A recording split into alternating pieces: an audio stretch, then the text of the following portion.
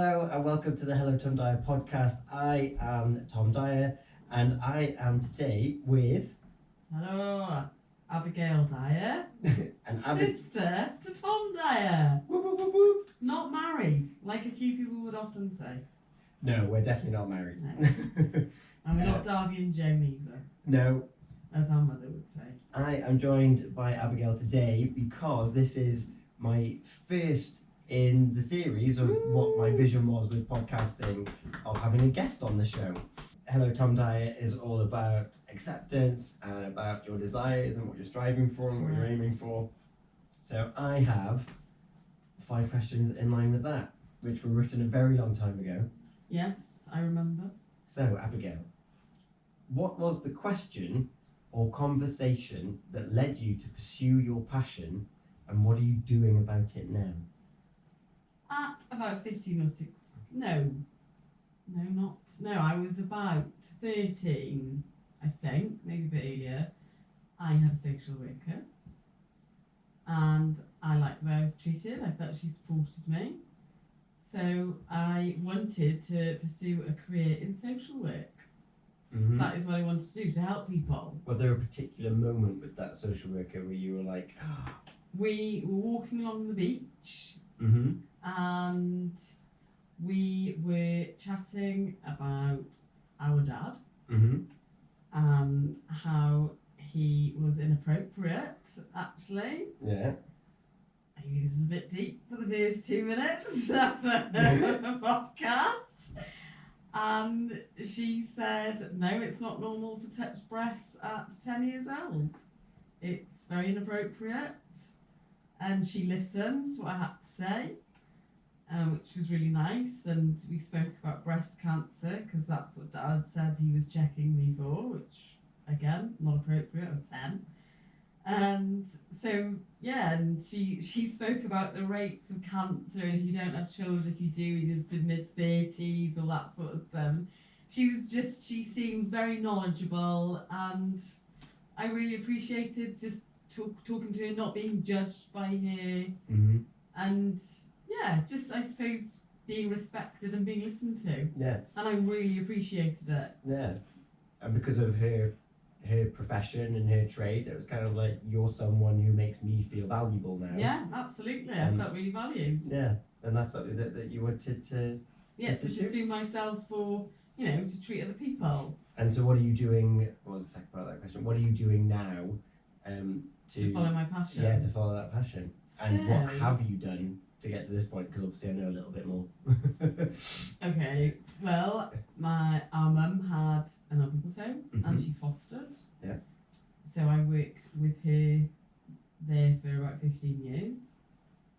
And in between that time, I became a foster carer as well, and improved lodgings for teenagers.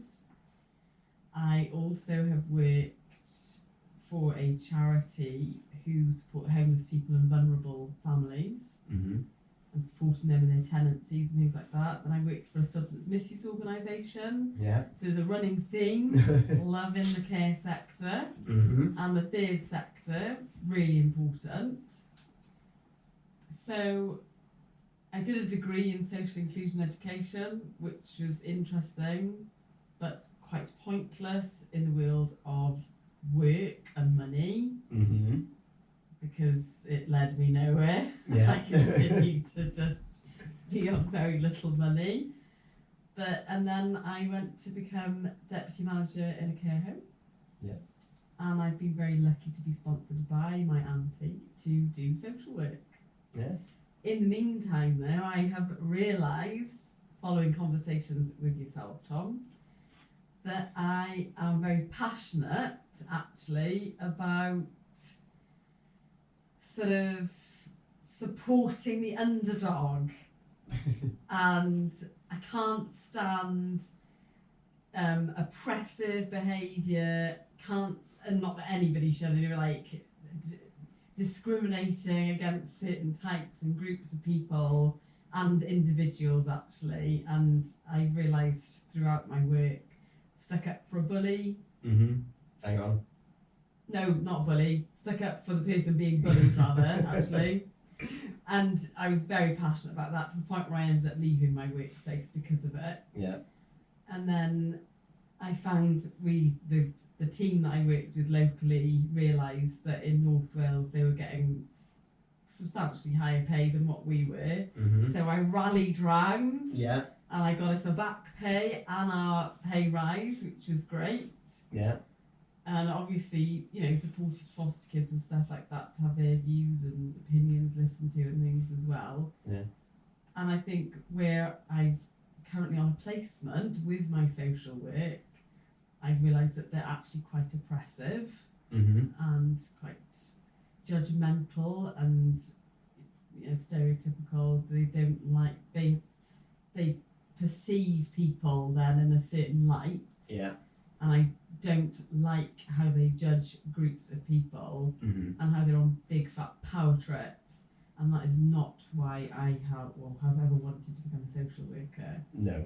And I really hope that other social workers are not like the team I'm with at the moment. Yeah. But that's where my passion is. Yeah. And that's kind of all come by accident through the placements of work you've been in. Yeah. Had your circumstances been different, then you might not have even realised that was your passion. No, but that is definitely a passion of mine, is sort of, supporting the underdog. And the other thing, being deputy manager, I managed to get quite substantial pay rises for a lot of the staff there. Yeah. And also sorted out their holiday rights. Yeah. Because they weren't getting their holiday rights. So I am definitely quite passionate about fairness. Yes. And you actually do something about it. Yeah, as well. I'm very proactive. If it's not fair, you don't want me around, because I will definitely push and fight for it. And I do feel very strongly about it.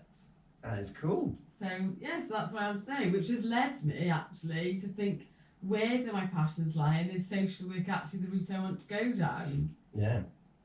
Because they're quite sort of task centred, and I'm more for the people. Yeah. Which kind of leads me on to my next question actually, is what is your definition of I've made it? Oh my God. I think to be happy and content. Happy and content. Yep. I like them. Because I know people who said, permanent contract, I'm done, I'm happy. Yeah. And I'm like, do you know what, fair play to you. Yeah. I wish I was that satisfied. I was going to say, you're not that person, though, are you? I'm not that person. No, and there's a part of me that thinks, God, how nice would it be just to be that person? But that is not me. No. So I want more, and I Yes. want to give more, and I want to see more, and I just want more of everything. Maybe I'm greedy, I don't know. No, because you want to give. Yeah, Like, no, you totally. you don't want it for free. No, Like, you want to work hard, you want to go off that passion. Definitely, and my passion is about fairness, it's about rights. Yeah, and if you could tie that into an I've made it moment, I suppose the key thing is right now, you've made it. What's the image in your head? Well, I was just thinking high grade pay. That's it. I was thinking of empowering people to speak up, Mm-hmm. to enable them to fight for their rights. Okay. I know in my current workplace, like my usual workplace, not my placement, Mm-hmm.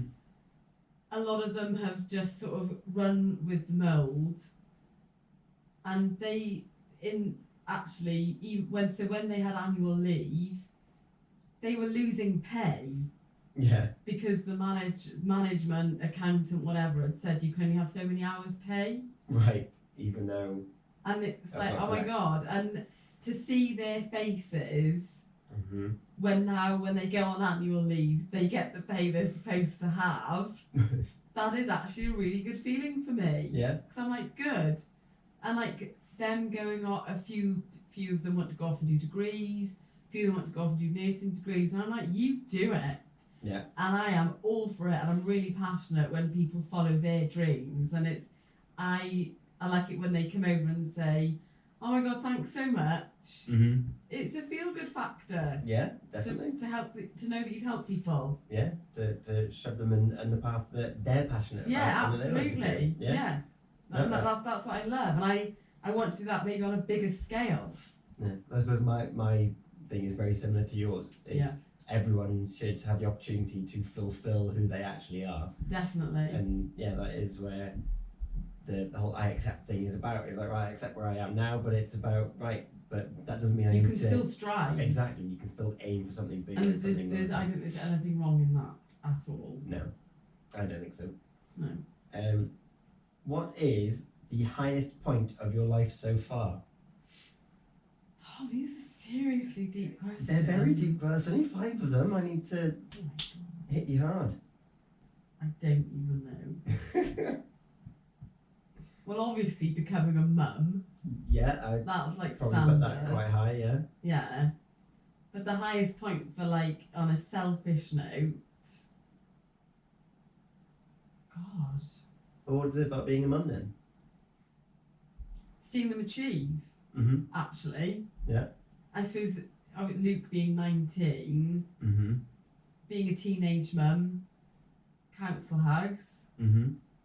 It looks a bit shit on paper, to be perfectly honest. And I That's didn't feminist want image. that for my. I do not want that for my children. Mm-hmm. I don't want them to have to. Not that I've struggled. Oh, poor me. But financially, it's been really difficult throughout the years. And thanks to you, Tom, you saved me most Christmases with little loans, and that's a fact. Yeah. And knowing that Luke now is in the army, he's got so many goals. He's got like his own little vision board in his own little head, which is amaze balls. Mm-hmm. And yeah, I'm really, really proud. And it's those moments, like Sula reading. Yeah. She had a bit of struggle, didn't you? Reading. And recently she had Head Teachers Award. Yes, you did. So you know, it's all the achievements relative. Yes. Yeah, very much so. And that's absolutely it. Ah. I mean, I think being accepted onto the social work degree and my auntie saying, God, you know, you should be doing this. That was a huge moment in my life because I wanted to be a social worker since I was about 15. Well, yeah. And in fact, that interaction, you going to Highgrove to work, has actually been it's been huge. massive. Yeah, and it was just an influx of energy that we'd never really had before. Because that was around about the time that I was home for a couple of months as well. Yes. And yeah, it was just having this other point of view that neither of us had really had before. Yeah. Was actually huge. It was massive. That Yeah. was, I suppose, going to Highgrove was a massive point in my life because I wasn't just a support worker anymore. No. There's nothing wrong with support workers. No. I absolutely advocate them because they're amazing. But for me, I did want more than just being a support worker. Yeah, well, there's a huge step up. So as a support worker, you're managing your own caseload, you're part of a small team, and it was with people that were struggling and needed that support. Yeah. And all of a sudden you found yourself in a care home with 20 plus residents and 20 plus staff. 29 residents and I think it was about 30 staff. And Yeah. I was deputy manager there, and it was just like, fuck. I thought, oh shit, you know, I hope I can do. I genuinely thought, oh God, I hope I can do this. Yeah. So, yeah, that was massive. Yeah. And then it wasn't long then, and Mans had said, you know, do you want to do this? I'll sponsor you through it. And it was just like, oh, it was a real turnaround for me in life. Yeah. I think. Yeah, and I suppose on a personal note, that's probably definitely been the highest point. Yeah. Because it's helped to change things. Like I earn a half decent wage that I'm not worrying literally week to week. Yeah. No, it's changed everything, isn't it? Yeah, definitely. Pretty much. Yeah. What, if any, is your biggest regret? You should never have regrets. Oh, They're all learning experiences, Tom. lovely. Because becoming a team mum wasn't ideal. Mm-hmm. Do I regret it? No. Luke probably saved me a little bit because I was a bit wayward, Uh-huh. you could say. And, you know, yeah, life could be different. Would it have been better? Would it have been worse? Who knows? But the way I look at it is it's a blessing. Yeah, it's happened. So, yeah, I think the only thing I've spoken about today is like, oh, maybe I should have done is Tallulah going to a Welsh school. That's true, yeah. No, it's not a regret. It's maybe a ponder. Yes, Yeah, it's not a, oh, I wish. Yeah, I just don't think you can regret things. No, because they're all learning And I'm experiences. quite I suppose I've been quite a risky person in my life, Mm-hmm. in a way, like stupid decisions and stuff like that. But they're all just learning experiences. It's part of life, Yeah, that's true. and yeah, I don't really believe in regrets. Fair enough.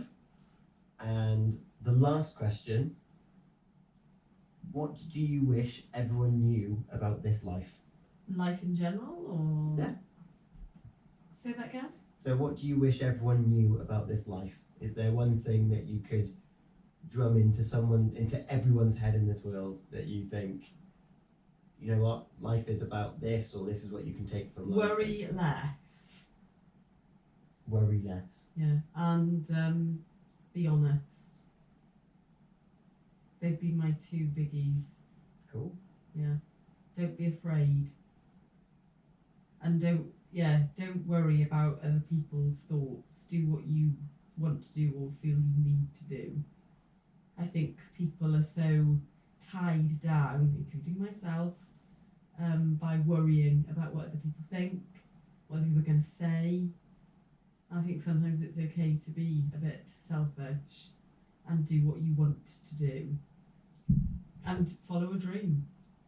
Yeah, you don't suppress your dreams. Yeah, I think having Luke at a young age, I'm definitely quite the dramatic type or whatever. Love a bit of drama in a good way. And I think I would have liked to have pursued that maybe a bit further. Mm-hmm. But obviously, Luke was my priority. And, that's just the way it is. But I think if you can follow a dream, follow a dream. And it's not too late for you to follow that dream either. Absolutely not. No. Like, using myself as an example, I've never been on the stage 6 years ago. Yeah. And rehearsing for 2 different plays, one's a musical and one's a comedy. You do it all the time. Yeah. This isn't just a one-off thing. No. So no, I like those things. Yeah, I think weirdly we both doing Arbonne Indeed, yeah. for a very short space of time. It was. That did open my mind to a whole new world in my brain. It definitely unlocked something different, didn't it? 100% it did. That you could achieve and you can. Yeah, about just believing in yourself and being positive and don't let people knock you down. No, it's not worth it. Yeah, and I think that's so important. I think so too. Yeah. So they're my little anecdotes here. I like them. Thank you very much. It's all right. And thank you for being the first guest on the HelloTomDyer's I'm honoured. podcast. I love it. Yeah. I absolutely love it. Thank you very much. Lewis Howes does this thing where he acknowledges people at the end of the episode. Okay. I don't really know how to properly acknowledge someone, but I would just say that thank you for being my sister. You got no choice. But no, thank you for always being there. This is not the first time that we've chilled out in your living room Absolutely late not. into the evening. I don't mind your phone calls. Thank you. I do phone Tom a lot. But no, I think you're brilliant the way that you've raised Luke and Lula and how you bring people into your life. I think it's fantastic. Oh, thank you very much. So thank you very much. And similar to you liking seeing people achieve and gain that empowerment, I've loved seeing that from you, particularly over the last couple of years as well. Oh, thank you. Where you're actually taking a bit more control of your life and being like, this is what I want to do. It's quite something, and I feel it. It's good. Yeah. Yeah. Because selfish people are good people to other people. Yes. Like if we're firing on all cylinders, then the people around us are going to feed off that and vibe off that as well. Definitely. And I think that that's really important. Yeah, I think so. So yeah, thank you very much. Thank you. It's been wonderful. If you've enjoyed this episode, you can pass this on to someone else. All of Abigail's learnings and teachings that she's passed on and her experiences from today. That's right. And I've got plenty more, folk. if you want to be featured and want to be asked these 5 questions, then always get in touch as well. But otherwise, I will sign out. I've been Tom Dyer. This is the Hello Tom Dyer podcast. That's Abigail. Thank you very much. Thank you. Bye. Bye.